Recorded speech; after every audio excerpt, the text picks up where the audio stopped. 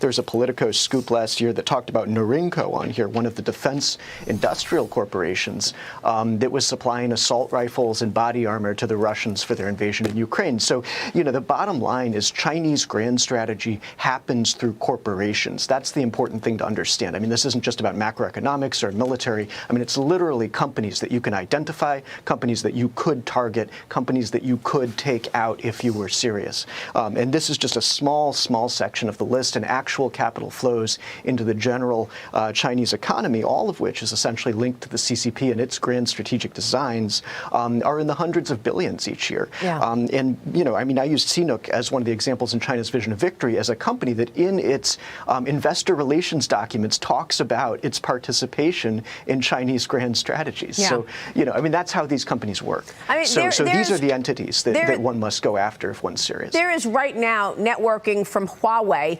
used in some American infrastructure.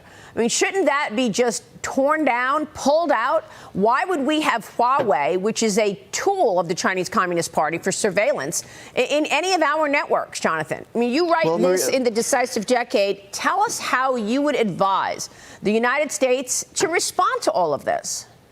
I would start with economic strike packages against the entire civil-military fusion and, you know, CCP-aligned corporate base. I mean, you could do a whole lot right there. The companies that are in Russia, the companies that are in Iran, and the companies that participate in human rights atrocities and civil-military fusion. I mean, we can target these things. We learned how to do that with Huawei. We never finished the job, but we could. And I think that's actually relatively low-hanging fruit. I mean, the target list is very obvious. The sanctions packages are all, I think, pretty well established at this point. The issue there would be that they would be retaliating against our companies, which they are going to do anyway and eventually, which is why our leaders are going to need to get their businesses out of China as fast as they can before all the big stuff happens. Right.